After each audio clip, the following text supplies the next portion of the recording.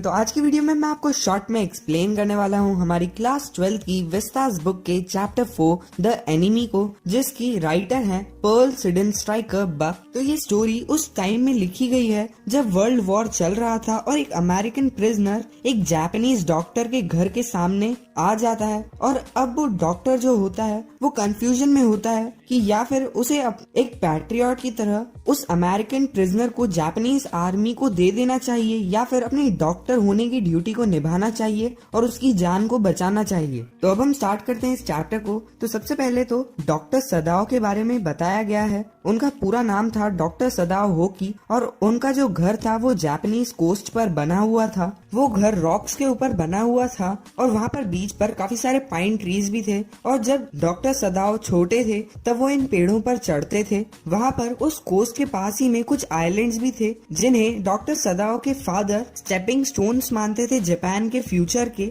और साथ ही में जो डॉक्टर सदाओ के फादर थे वो काफी सीरियस थे और काफी ट्रेडिशनल मैन थे। वो कभी भी डॉक्टर सदाओ के साथ कोई भी जोक नहीं करते थे, उनके साथ कुछ भी खेलते नहीं थे। पर इसका मतलब ये नहीं था कि वो अपने बेटे से प्यार नहीं करते थे। उन्होंने अपने बेटे के लिए काफी मेहनत करी थी। साथ ही में डॉक्टर सदाओ के फादर का जो चीफ कंसर्न था वो ये था कि सदाओ की एजुकेशन सबसे अच्छे से होनी चाहिए, इसीलिए वो सदाओ को अमेरिका भी भेजते हैं अपनी स्टडीज को कंप्लीट करने के लिए। और डॉक्टर सदाओ के फादर ने अपनी डेथ होने से पहले ही अपने बेटे को एक सक्सेसफुल सर्जन और साइंटिस्ट बनते हुए देखा था। इसके बाद जब सेकेंड वर्ल्ड वॉर स्टार्ट हुआ था तो काफी सारे डॉक्टर्स को ट्रूप्स के साथ बाहर भेजा जाता था, पर डॉक्टर सदाओ को उन ट्रूप्स के साथ नहीं भेजा गया था क्योंकि वो एक रिसर्च कर रहे थे एक ऐसी मेडिसिन पर जिससे वुंड्स को अच्छी तरीके से साफ किया जा सके। साथ ही में जो वहाँ के जनरल थे जो कि काफी बूढ़े भी थे, उन्हें कभी भी एक ऑपरेशन की जरूरत पड़ सकती थी, इसीलिए डॉक्टर सदाओ को ट्रूप्स के साथ नहीं भेजा गया था।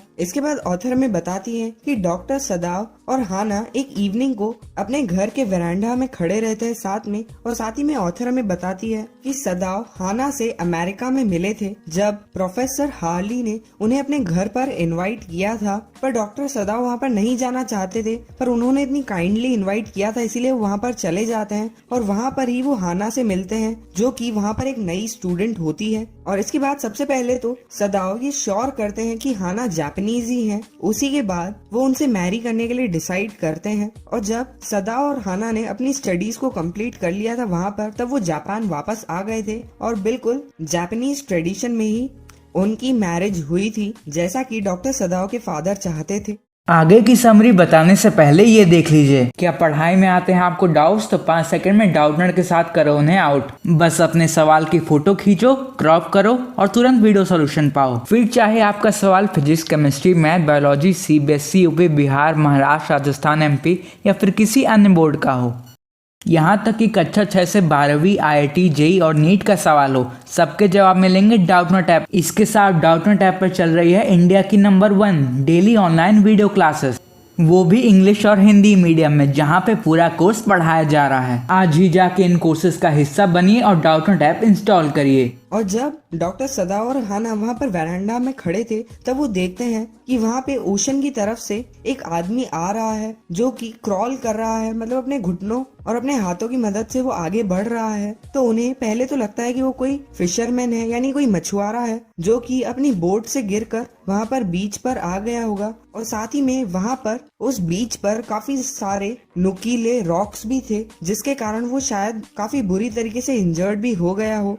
और फिर जब डॉक्टर सदाओ और हाना उसके पास जाकर देखते हैं तो उन्हें रियलाइज होता है कि वो एक वाइट मैन है। वो काफी यंग है और अब वो बेहोश हो चुका है और वो जो मैन था वो काफी बुरी तरीके से ब्लीड कर रहा था, उसका खून काफी तेजी से बह रहा था। डॉक्टर सदाओ देखते हैं कि उसकी पीठ पर एक बुलेट का वुंड होता है जिसमें से काफी तेजी से खून बह रहा होता है। तो उस टाइम पर डॉक्टर सदाओ उसे वहाँ की सी मॉस से, मतलब वहाँ की जो थिक ग्रास होती है जो कि ओशन के पास उगती है, उससे वो उसे पैक कर देते हैं। और वो जो मैन होता है वो काफी ज्यादा पेन में होता है, भले ही वो बेहोश होता है तब भी। उस टाइम पर डॉक्टर सदाओ और हाना सोचते हैं कि सबसे अच्छा यही होगा कि वो इस आदमी को वापस से उस सी में ही फेंक दें क्योंकि वो एक प्रिजनर ऑफ वॉर था और उनकी कंट्री का एनिमी भी था। और अगर वो उसे अपने घर में लेकर जाएंगे तो पुलिस उन्हें भी पकड़ सकती है। साथ ही में अगर वो उसे इसे पुलिस के हवाले कर देंगे तब भी इसकी डेथ होना श्योर है, तो वो सोचते हैं कि वो उसे सी में ही वापस डाल देंगे,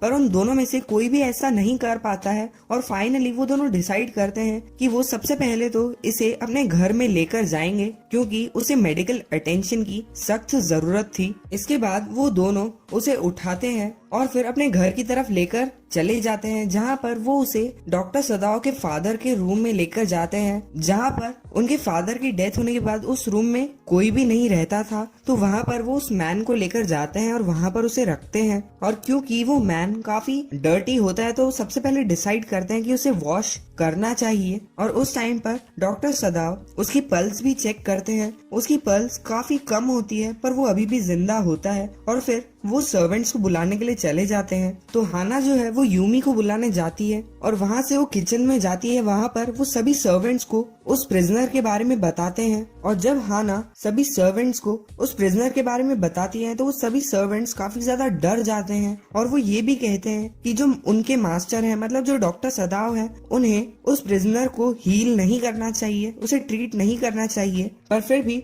हाना जो होती है वो यूमी से गर्म पानी और टॉवल लाने के लिए कहती है, और फिर वो यूमी के साथ उस रूम में जाती है जहाँ पर वो प्रिजनर रहता है, और फिर वो यूमी को उसे वॉश करने के लिए कहती है, पर यूमी इस काम को करने से मना कर देती है और फिर वो वहाँ से चली जाती है। और इस टाइम पर हाना काफी ज्यादा गुस्सा होती है यूमी के ऐसे बिहेवियर के कारण, इसीलिए इसके बाद वो खुद ही उस प्रिजनर को वॉश करती है। इसके बाद डॉक्टर सदाओ वहाँ पर अपने सर्जन्स इमरजेंसी बैग के साथ और सर्जन्स कोट के साथ वहाँ पर आते हैं, और उन्हें डिसाइड किया होता है कि वो इस प्रिजनर का ऑपरेशन करेंगे। फिर वो अपने सभी इंस्ट्रूमेंट्स वहाँ पर निकालते हैं और अपना काम करना शुरू कर देते हैं। साथ ही में वो काफी केयरफुली और काफी एक्यूरेटली और काफी स्मूथली अपना काम कर रहे होते हैं। साथ ही में वो हाना से कहते हैं कि तुम्हें इसे एनेस्थेटिक्स देने होंगे, और फिर जब वो उसके गन वुंड के ऊपर से वो सीमॉस की पैकिंग को हटाते हैं तब एकदम से काफी तेजी से ब्लड बहने लग जाता है, और हाना ने इससे पहले कभी भी एक ऑपरेशन को नहीं देखा होता है। इसी के कारण उसका फेस काफी पेल हो जाता है, उसे घबराहट होने लग जाती है, और उसके बाद वो बाहर जाकर गार्डन में वॉमिट भी करने लग जाती है। इस टाइम पर डॉक्टर सदाओ को काफी गुस्सा भी आ रहा होता है, क्योंकि इस टाइम पर वो अपनी वाइफ को जाकर नहीं संभाल सकते थे, क्योंकि अगर वो अब कुछ छोटी सी भी गलती करते हैं तो इस प्रिजनर की जान जा सकती है। इसके बाद वो अपने काम को करना कंटिन्यू रखते हैं, और उसके बाद हाना वहाँ पर आती है और उनसे पूछती है कि एनेस्थेटिक्स कहाँ पर है। और जब हाना उसे एनेस्थेटिक्स देने के लिए उसके पास में आकर बैठती है तब वो देखती है कि उस प्रिजनर का चेहरा कितना ज्यादा वीक लग रहा है। साथ ही में हाना का ध्यान उस प्रिजनर के नेक पर बने हुए एक रेड कलर के स्कार पर भी जाता है, निशान पर भी जाता है, जिसके कारण वो काफी बुरा फील करती है उस प्रिजनर के कारण। वो सोचती है कि कहीं इसे भी टॉर्चर तो नहीं किया गया होगा वहाँ पर, क्योंकि उन्होंने काफी सारी स्टोरीज सुनी थी कि कैसे इन प्रिजनर्स को टॉर्चर किया जाता है। इसके बाद ऑपरेशन के टाइम पर डॉक्टर सदाओ को वो बुलेट मिल जाती है उनकी बॉडी में। वो उनकी किडनी के काफी पास में होती है, पर उस बुलेट ने उनकी किडनी को कोई भी डैमेज नहीं किया होता है। साथ ही में वो ऑपरेशन करते टाइम अपने पेशेंट को माय फ्रेंड कर बुलाते थे, ऐसी उनकी आदत थी, और यहाँ पर भी उसे वो माय फ्रेंड कहकर बुलाते हैं। इससे हमें पता चलता है कि जो डॉक्टर सदाव है वो अपने काम में इतना ज्यादा खो जाते हैं कि इस टाइम पर वो अपने एनिमी को भी अपना फ्रेंड कहकर बुलाते हैं। इसके बाद वो उस बुलेट को बाहर निकाल लेते हैं और उसके बाद उसकी पल्स चेक करते हैं। वो अभी भी काफी वीक पल्स होती है। फिर वो उन्हें एक इंजेक्शन देते हैं, जिसके बाद उनकी जो पल्स होती है वो अब स्ट्रॉन्गर होने लग जाती है, और डॉक्टर सदाव कहते हैं कि ये प्रिजनर जिंदा बच जाएगा। इसके कुछ टाइम बाद वो प्रिजनर जो होता है वो उठता है, वो काफी वीक होता है, और हाना खुद उसे सर्व करती है, उसे फूड लाकर देती है, क्योंकि जितने भी सर्वेंट्स होते हैं उन सभी ने उस रूम में एंटर करने से मना कर दिया था। साथ ही में वो प्रिजनर भी काफी सरप्राइज हो जाता है, क्योंकि हाना उनसे इंग्लिश में बात करती है, और हाना उन्हें बताती है कि वो काफी टाइम तक अमेरिका में रही थी, इसलिए उन्हें इंग्लिश आती है। इसके बाद ऑपरेशन होने के 3rd डे पर जब सदाओ उनका चेकअप करते हैं तो वो प्रिजनर उनसे पूछते हैं कि क्या वो उसे पुलिस को दे देंगे। तब डॉक्टर सदाओ उनसे कहते हैं कि अभी मैं भी नहीं जानता हूँ कि मुझे तुम्हारे साथ क्या करना चाहिए। इसके कुछ टाइम बाद हाना सदाओ को बताती है कि जो सर्वेंट्स हैं वो ऐसा सोच रहे हैं कि वो ज्यादा टाइम तक इस घर में नहीं रुक पाएंगे अगर ये प्रिजनर ऐसे ही यहाँ पर देखता रहा तो, और साथ ही में वो सर्वेंट्स ऐसा भी सोच रहे थे कि सदाओ और हाना इतने टाइम तक अमेरिका में रहकर आए थे, इसीलिए वो भी अमेरिकन जैसे ही सोचने लग गए हैं। तभी सदाओ काफी गुस्से में कहते हैं हाना से कि ये सच नहीं है, अमेरिकन अभी भी हमारे दुश्मन हैं, पर क्योंकि मैं एक डॉक्टर हूँ, मुझे ट्रेन ही इसी तरीके से किया गया है कि जब भी मैं किसी भी वुंडेड को देखूं तो मुझे उसकी हेल्प करनी ही होती है। पर सर्वेंट्स इस बात को नहीं समझ पाएंगे। इसके बाद कुछ टाइम तक उनका हाउस होल्ड ऐसा ही चलता रहा और अब वो सर्वेंट्स भी आपस में बातें करने लग गए थे कि उनके मास्टर को ऐसा नहीं करना चाहिए था और साथ ही में इसके क्या कॉन्सिक्वेंसेस हो सकते हैं। हाना भी उन सर्वेंट्स की इन बातों को सुनती है, पर वो समझ नहीं पा रही होती है कि उन्हें क्या करना चाहिए। साथ ही में उस प्रिजनर ने हाना को अपना नाम बताया था जो कि टॉम था, और वो भी जानती थी कि वो कितना बड़ा ट्रबल है, कितनी बड़ी मुसीबत है उनके घर के लिए। इसके बाद सदाओ उसे रेगुलरली एग्जामिन करते रहे और फिर जब उन्होंने उस प्रिजनर के लास्ट स्टिचेस को भी हटा दिया था तो वो उसे कहते हैं कि अब तुम 2 हफ्तों में ठीक हो जाओगे। और इसके बाद वो चीफ ऑफ पुलिस को एक लेटर भी भेजना चाहते थे इस पूरी सिचुएशन के बारे में बताते हुए, पर वो उस लेटर को पूरा नहीं कर पाते हैं और उस लेटर को इनकम्प्लीट ही छोड़ देते हैं। इसके बाद उस ऑपरेशन के 7th डे पर 2 चीजें होती है। तो उनमें से पहली चीज तो ये थी कि जो सभी सर्वेंट्स थे उन सभी ने अपना सामान पैक कर लिया था और अब वो घर को छोड़कर जा रहे थे। वो सर्वेंट्स काफी ज्यादा इमोशनल भी हो जाते हैं उस घर को छोड़ते हुए, क्योंकि उन्होंने काफी लंबे टाइम तक वहाँ पर सर्व किया था। और जब वो सर्वेंट्स घर को छोड़कर चले जाते हैं तब हाना और सदाओ घर के सारे काम को अकेले ही संभालते हैं। इसके बाद जो दूसरी चीज हुई थी उस दिन पे वो ये था कि एक जनरल का मैसेंजर उनके घर पर आता है और उनने ऑफिशियल यूनिफॉर्म पहनी हुई होती है और उसे देखकर हाना काफी ज्यादा डर जाती है, क्योंकि उन्हें ऐसा लगता है कि जो सर्वेंट्स हैं उन्होंने पुलिस को सब बता दिया है और उसे लगता है कि वो सदाओ को अरेस्ट करने आया है। पर वो मैसेंजर वहाँ पर इसलिए आया होता है क्योंकि उसे सदाओ को बताना होता है कि जो जनरल है उनकी तबीयत अभी काफी ज्यादा खराब है और सदाओ को जल्दी से वहाँ पर चलना होगा उनका चेकअप करने के लिए। और जब सदाओ जनरल के पास जाते हैं तो वो उन्हें पूरी बात बता देते हैं और जब वो जनरल इस बात को सुनते हैं तब वो कहते हैं कि तुम किसी की भी जान को बचा सकते हो और इसीलिए तुम मेरे लिए बहुत ज्यादा इम्पोर्टेंट हो, क्योंकि जनरल की तबीयत काफी खराब रहती थी और उन्हें कभी भी एक ऑपरेशन की जरूरत पड़ सकती थी। और जनरल सबसे ज्यादा सदाओ पर ही बिलीव करते थे और वो किसी और सर्जन पर बिलीव नहीं करते थे। इसीलिए वो जनरल सदाओ से प्रॉमिस करते हैं कि वो सदाओ को कुछ नहीं होने देंगे। और साथ ही में कुछ देर बात करने के बाद जो जनरल होते हैं वो एक प्लान बनाते हैं। वो सदाओ से कहते हैं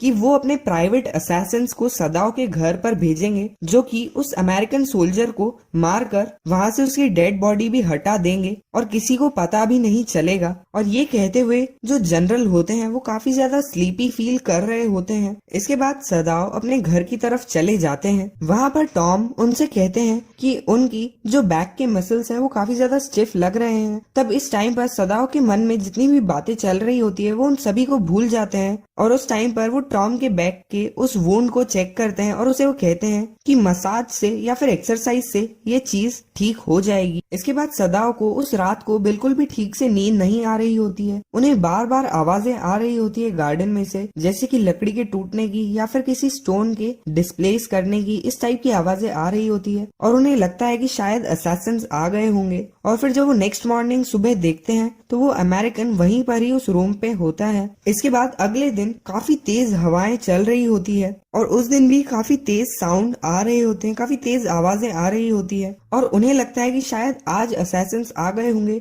पर अगले दिन वो सुबह देखते हैं कि आज भी टॉम वहीं है। इसके बाद 3rd नाइट को तेज हवाओं के साथ साथ बारिश भी हो रही होती है और उस टाइम पर गार्डन में से काफी तेज आवाज भी आती है और सदाओ काफी डर भी जाते हैं। पर अगले दिन भी सुबह जब वो देखते हैं तो वो अमेरिकन सोल्जर वहीं होता है और वो अभी काफी खुश भी होता है और वो कहता है कि अब मैं बिल्कुल ठीक हो गया हूँ। अब सदाओ उस अमेरिकन सोल्जर को एक किमोनो देते हैं। साथ ही में वो डिसाइड करते हैं कि अब वो किसी और रात का इंतजार नहीं करेंगे जनरल के असैसिन्स के आने का, और क्योंकि अब वो और ज्यादा टेंशन नहीं चाहते थे तो इसीलिए वो एक प्लान बनाते हैं। वो उसे कहते हैं कि वो रात को एक बोट रख देंगे किनारे पर और उसमें कुछ एक्स्ट्रा क्लोथ, फूड और वाटर भी वो रख देंगे, जिससे वो अमेरिकन सोल्जर पास ही के एक आइलैंड पर जा सकता है जहाँ पर कोई भी नहीं रहता है और वहाँ पर कोई आर्मी भी नहीं नहीं है वहाँ पर वो किसी कोरियन फिशिंग बोट का इंतजार कर सकता है जिससे वो वापस अपने घर जा सकता है। इसके बाद शाम को वो सभी तैयारियां कर लेता है और फिर एक आखिरी बार वो उस अमेरिकन का चेकअप करता है, वो उसकी पल्स चेक करता है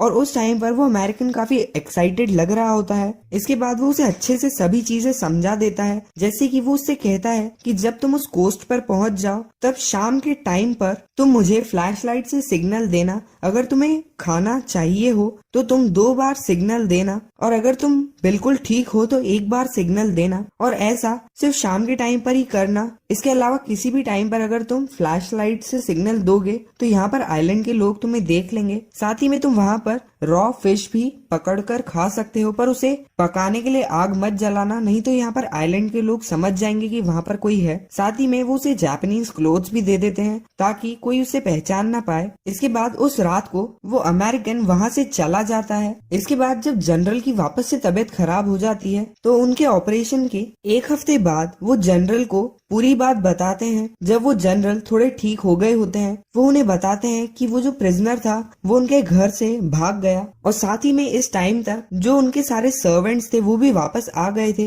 यूमी ने उस रूम को भी क्लियर कर लिया था जहाँ पर वो अमेरिकन सोल्जर रुका था। इसके बाद जब वो जनरल से बात कर रहे होते हैं तब जनरल उससे कहते हैं कि ये वही प्रिजनर है ना जिसके बारे में मैंने कहा था कि मैं उसे असैसिनेट करवा दूंगा। तभी सदाओ कहते हैं हाँ ये वही है। तब वो जनरल कहते हैं कि वो उस टाइम पर इतने बीमार थे या उनकी तबीयत इतनी खराब थी कि वो किसी और बारे में सोच ही नहीं पाए और इसके कारण वो असैसिन्स को वहाँ पर भेजना भूल गए। और जैसा कि हमने देखा था उस टाइम पर जब वो सदाओ से पहले बात कर रहे थे तब वो काफी स्लीपी भी फील कर रहे थे और साथ ही में उस सदाओ से ये भी कहते हैं कि तुम तो मेरी कंडीशन जानते थे उस टाइम पर, तो अगर कुछ भी गड़बड़ होती है आगे तब तुम जरूर मेरी बात को समझोगे ना और मेरा साइड लोगे ना। तभी सदाओ कहते हैं कि हाँ वो जरूर उस सिचुएशन में उनकी मदद करेंगे और इससे सदाओ को समझ में भी आ जाता है कि अब वो बिल्कुल सेफ हैं क्योंकि अब जनरल को लग रहा है कि वो प्रिजनर उनके कारण भागा है। साथ ही में सदाओ जब उस शाम को उस आइलैंड की तरफ देखते हैं तब कोई भी उन्हें फ्लैशलाइट का सिग्नल नहीं दिखता है। इससे वो समझ जाते हैं कि जरूर उस अमेरिकन सोल्जर को कोई कोरियन फिशिंग बोट मिल गई होगी जिससे वो वापस चला गया था। इसके बाद सदाओ सिर्फ अपने वेरांडा में खड़े रहते हैं अपने घर के